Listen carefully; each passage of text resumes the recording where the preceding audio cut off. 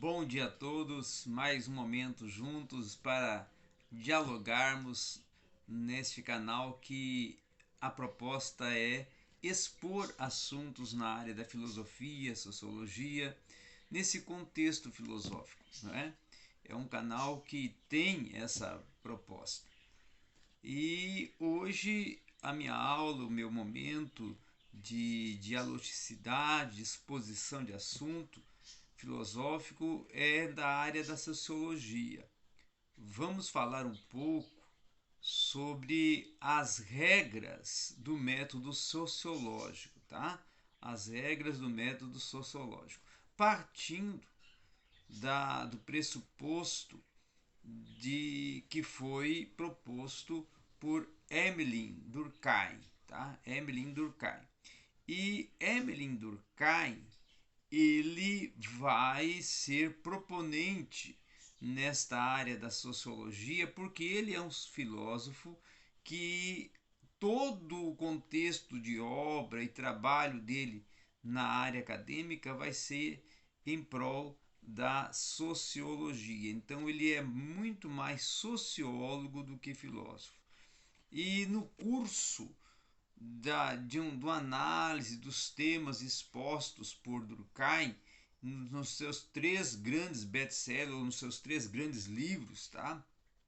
Nós não podemos deixar de notar, de perceber, né, a semelhança de alguns métodos que ele utiliza e resultados que são obtidos, tá? Por exemplo, da divisão do trabalho social, como em Le Suicide, ou as formas elementares da vida religiosa, o desenvolvimento do pensamento de Durkheim é o mesmo que no ponto de partida de uma definição, tá?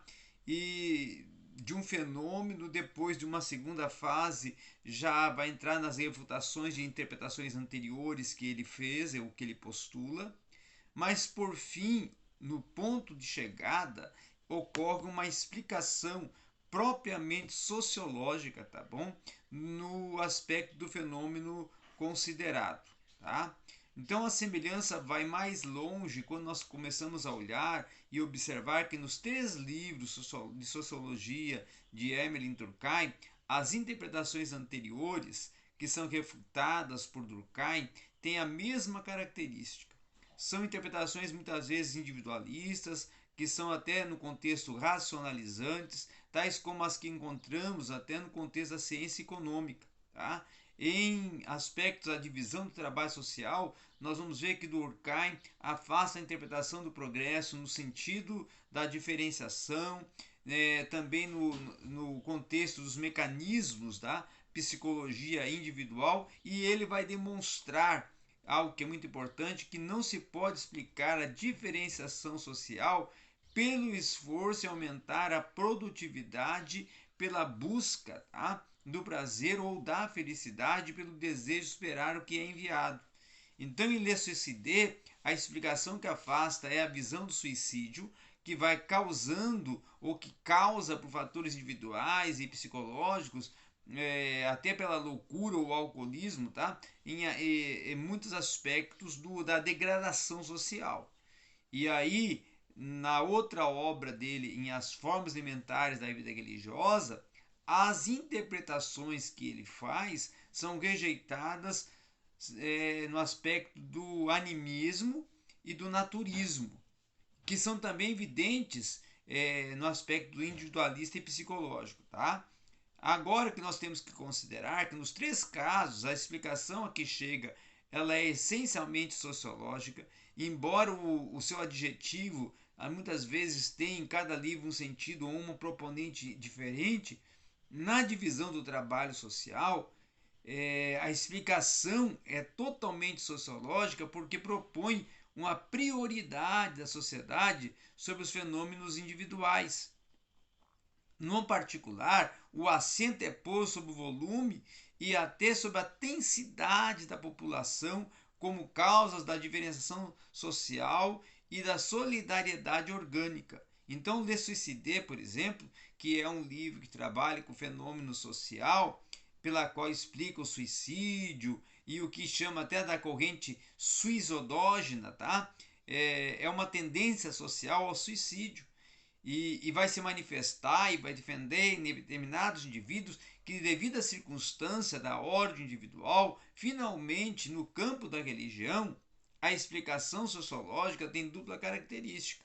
De um lado, é a exaltação coletiva provocada pela reunião de indivíduos, tá? No mesmo lugar, e que vai fazer surgir o fenômeno religioso e que vai inspirar o sentido do sagrado. Então, de outro lado, é a própria sociedade que os indivíduos adoram sem o saber. É algo que temos que ir já apontando também aqui, considerando que, tal como concebida por Durkheim, a sociologia ela é o estudo, tá, dos fatos que são socialmente sociais ou essencialmente sociais. Pensando aqui, refazendo essa minha conceitualização.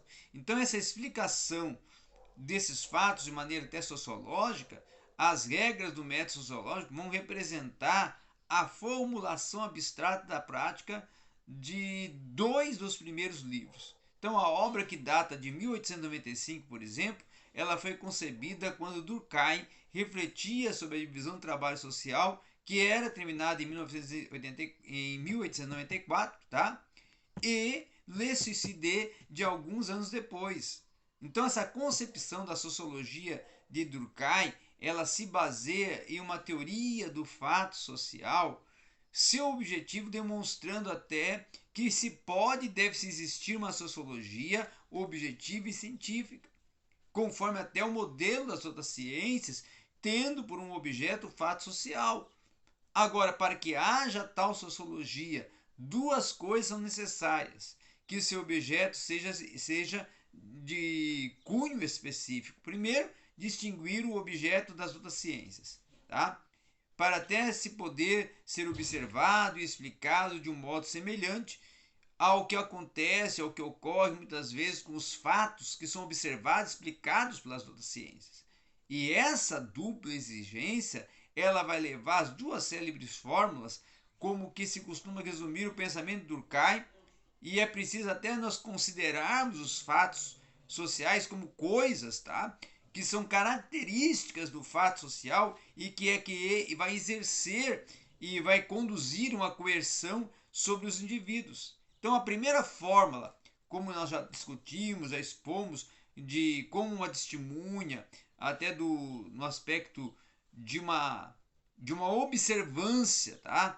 Do esforço de compreensão, partindo do ponto de partida que é a ideia de que não conhecemos o sentido científico até do termo conhecer, o que podemos, na verdade, conceber é que são fenômenos sociais que nos cercam e que no meio dos quais nós estamos inseridos e que podemos dizer até que vivemos ou que participamos como objetos desses fenômenos sociais, mas não sabemos muitas vezes o fato de alguns meandros e sentidos aplicativos, tá? Da questão Estado, soberania, liberdade política, democracia, socialismo e comunismo. Então isso não quer dizer que não tenhamos nenhuma ideia sobre esses fenômenos. Temos, mas contudo, precisamente porque temos deles uma ideia vaga e até muitas vezes confusa, é que é importante considerar que os fatos sociais, como coisas, isto é, que devemos livrar até das nossas pré-noções e dos preconceitos que nos paralisam, quando até muitas vezes pretendemos conhecê-los cientificamente. Tá? Então é preciso observar que muitos dos fatos e muitas das preponências sociais no âmbito tanto do interior da sociedade como do exterior da sociedade são descobridas com os fatos físicos. Como muitas vezes temos a ilusão de conhecer as realidades sociais e torna-se muitas vezes importante até convencer-nos de que elas não são conhecidas imediatamente, por isso que Durkheim vai afirmar que é preciso considerar os fatos sociais como coisas. As coisas são tudo que nos é dado, tudo que nos é oferecido, tudo até que nos é proposto, tá? Então, a fórmula muitas vezes é preciso ser exposta e defendida como uma proposta para considerar os fatos sociais, analisá-los como objetos que nos levam a uma crítica da economia política, que é uma crítica das discussões abstratas, dos conceitos como de valor. Então, segundo Durkheim, todos esses métodos têm o mesmo defeito fundamental. Parte do quê? Da ideia da falsa compreensão dos fenômenos sociais, a partir de uma significação de que atribuímos muitas vezes espontaneamente, quando a verdade, no seu aspecto verdadeiro, ela vai ocultar a exploração do tipo do objeto científico. Então passamos muitas vezes com interpretações da fórmula da qual o fato social ele é uma maneira de fazer-se suscetível e de exercer-se uma coerção externa sobre o indivíduo. Então essa é uma proposta que é a percepção social e sociológica das obras e do pensamento de Émile Durkheim. E essa foi a nossa breve exposição sobre os métodos, sobre os elementos e sobre os pressupostos de Émile Durkheim na sociologia.